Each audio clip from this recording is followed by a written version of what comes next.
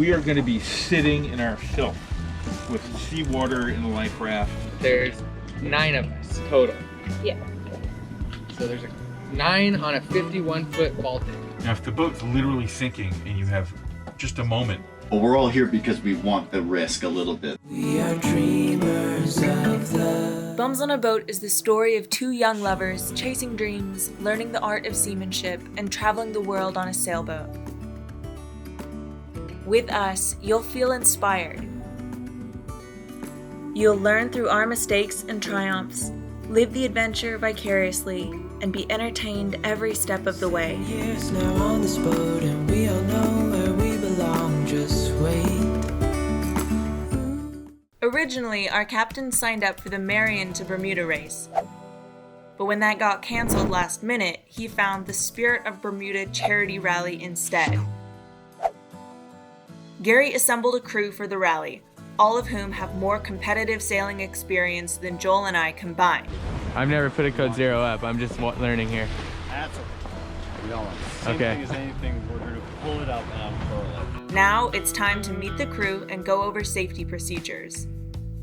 Gary is a surgeon and the owner and captain of High Note. Dale is a retired electrical engineer. He is one of the watch captains during the race. What's for dinner? Pasta, Yum. sausage, potatoes, tomato sauce. Tamir is a gastroenterologist. He is another watch captain during the race. How are the Telltales doing in that? Derek is a financial advisor. He is the assistant bowman and floater. I think you should look very Hemingway-esque. James is a healthcare data analyst. He is the senior bowman on board. Angelo is a retired computer programmer. He is a sail trimmer and floater. I kept the sticky thing pointing up. Spencer is in construction sales, and he is the mast man. Michael and I, well, we're the wild cards, taking turns at the helm, trimming sails, and even going to the foredeck. He's got to give you a little E. Like a little An E. half an inch. Let it out. Let it out, yeah.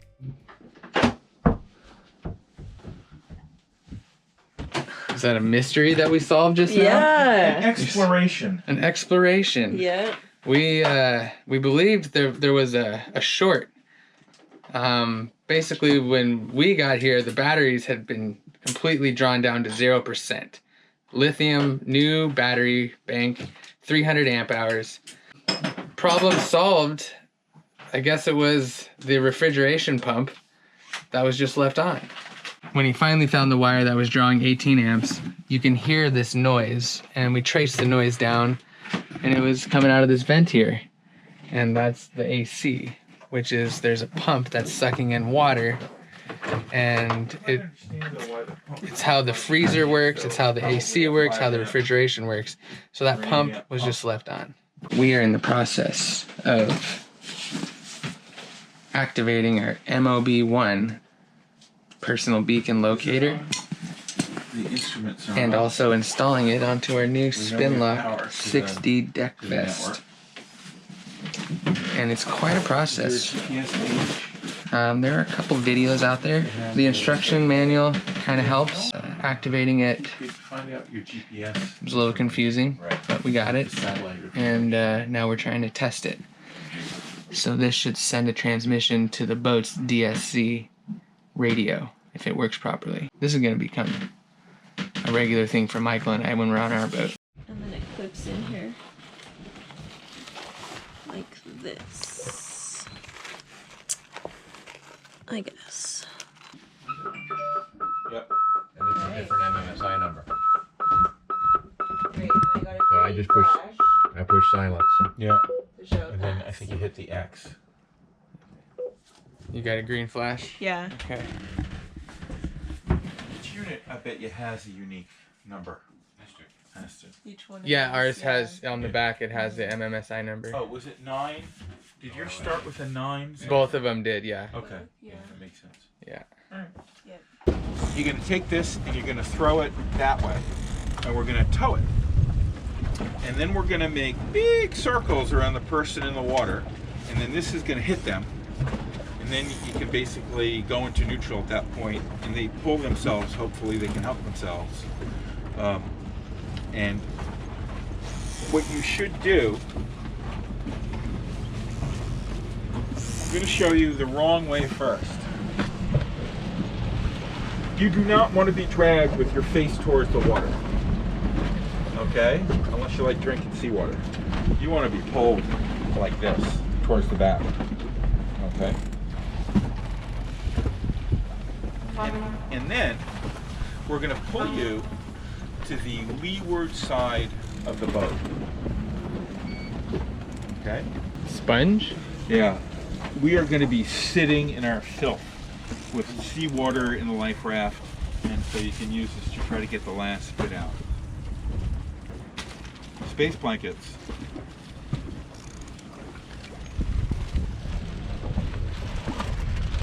Glow sticks. Lanyard on This is how most boats will sink. We're dealing with this right now. You want a lanyard on what? It just tells us how fast the boat's going. And there's a hole in the boat. That's what makes the difference. That you could pull it from? Yeah. Okay, let me give you some lube.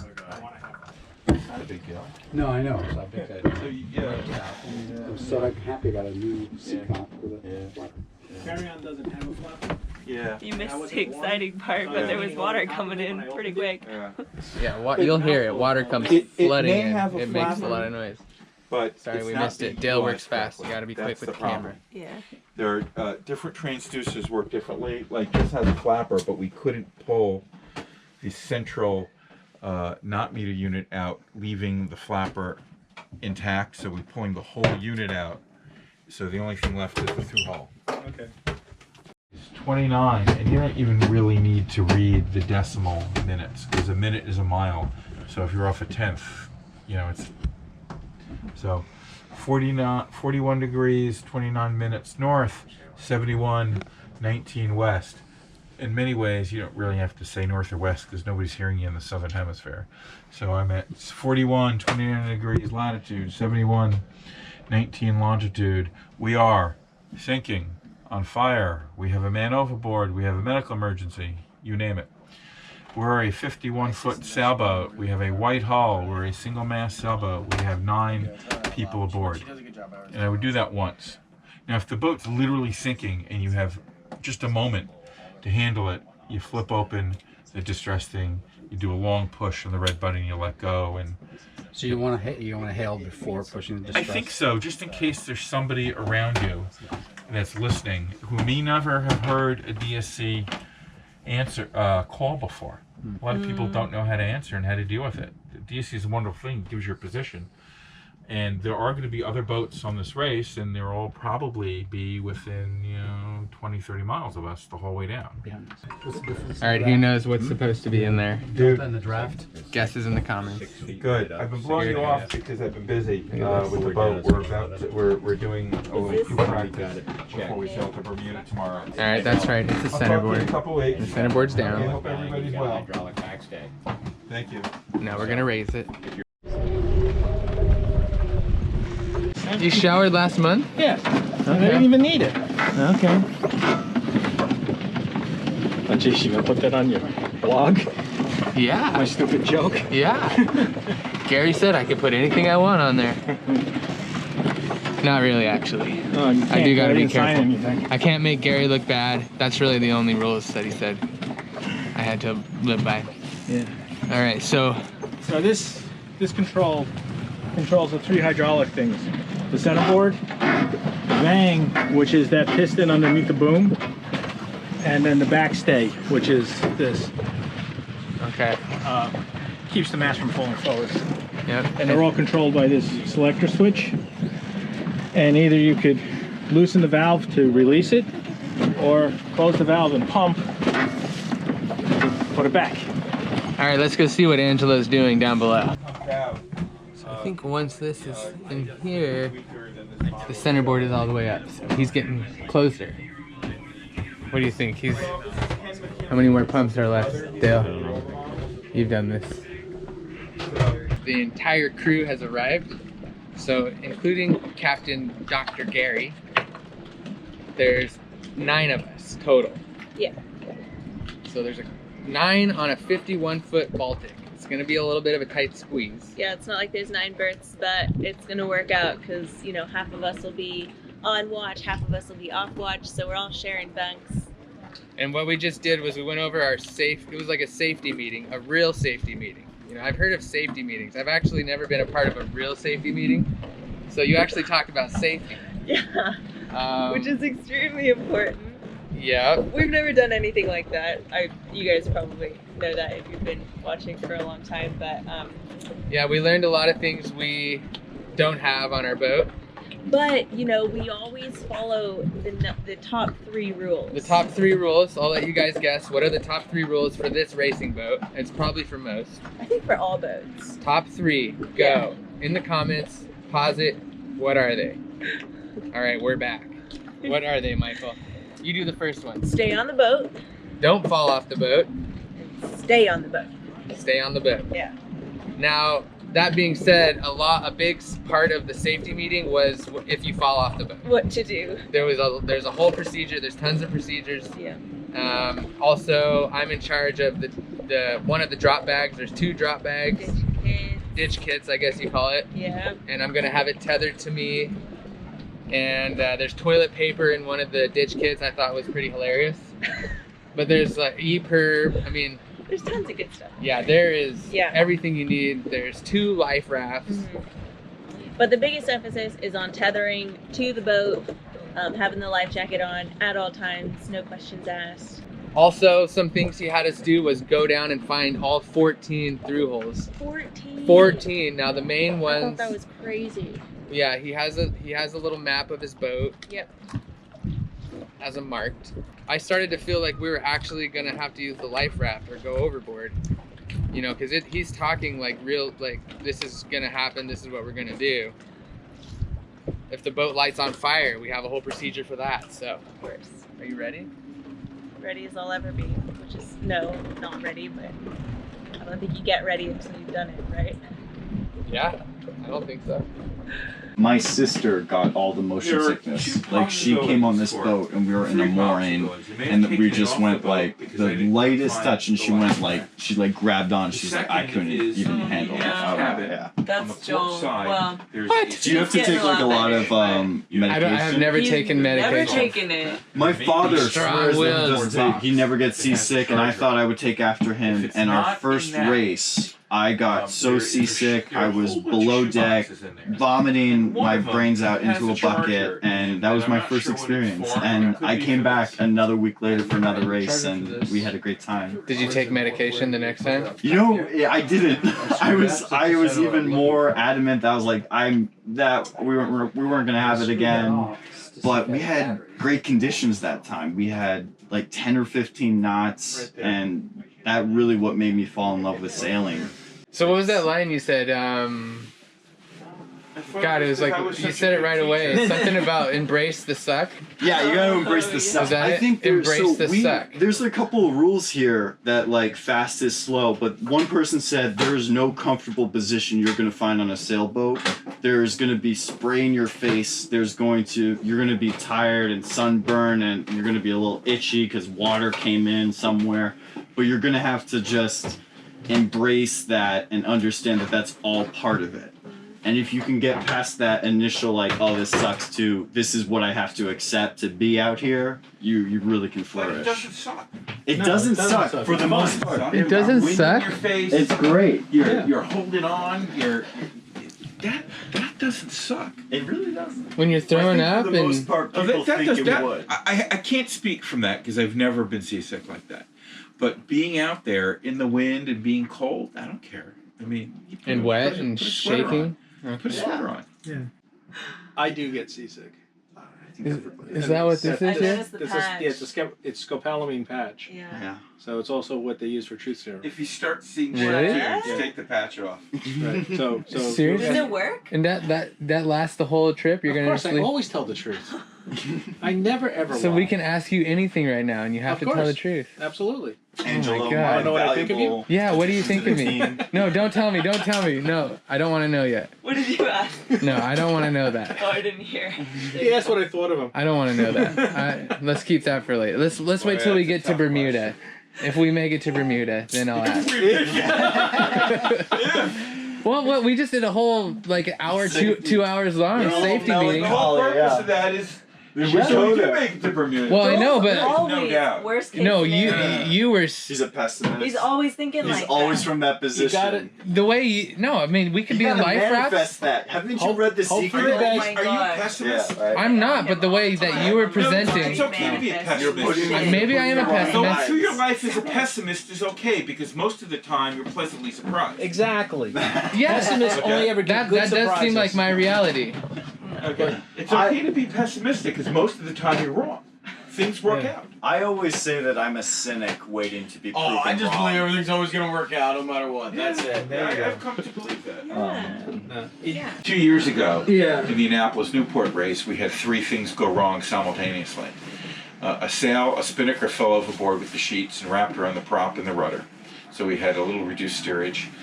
The blocks at the mast step, not at the mast step, where the mast goes through the deck, came out, so the mast was pumping. And we had a problem rolling up the Genoa because it was electric motorized, and the motor failed as the wind went from 25 to 30 knots all at once. We handled each problem one at a time. We decided it wasn't safe to proceed. We turned around, got it to Cape Charles, found a diver to dive on the boat, freed the prop, figured out how to manually operate the Genoa, and converted it back to manual as it should be, and put some new Sportite around the mast, and we were ready in 2 weeks for the Marblehead Halifax race that we did. And when we got to Halifax, we were so bored because there was nothing to fix. Everything was fixed. So problems happen. You just have to deal with it. Well, we're all here because we want the risk a little bit.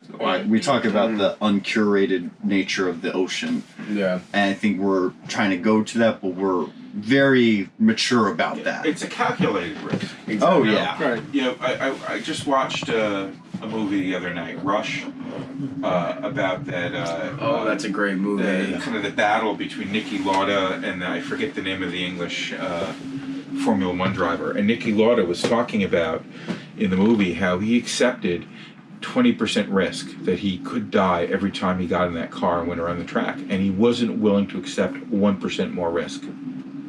So, calculated risk. Now, our odds are much better than that. We feel really good because In the- Michael in the- and I's odds, I would That's say, right. were So like in the Newport, way less than our odds Oh here. my God. in Like the we had Newport- no, yeah. none of that. The Newport Bermuda race has only had one fatality since World War II, and it was a fire on an old wooden boat a long time ago, and another boat came to another boat's rescue, and that the last person off the boat that was on fire fell between the boats and was lost. But the safety record is excellent. Why? Because we follow, the safety guidelines. This is not required to be a Category 1 race, this rally, but we're treating it just like it is, and we meet all the safety criteria. This is yours. Thank you, sir.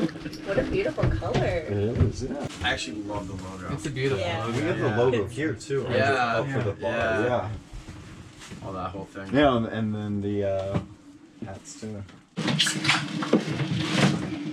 Like, you guys are the skinniest. Are you like a medium? Yeah, Perfect. yeah, Yeah, we wear the same size everything. That's good. yeah. That's probably really convenient on a boat. It's functional for sure. Yeah. Tomorrow, we begin the race and the ocean sailing experience of a lifetime. How you feeling, Spence? I just wanted to get some cool air on my face. Subscribe and hit that notification bell. This is one high seas adventure you don't want to miss. As always, join us on Patreon for access to even more of the adventure. These are the tales of BOAB. Bum,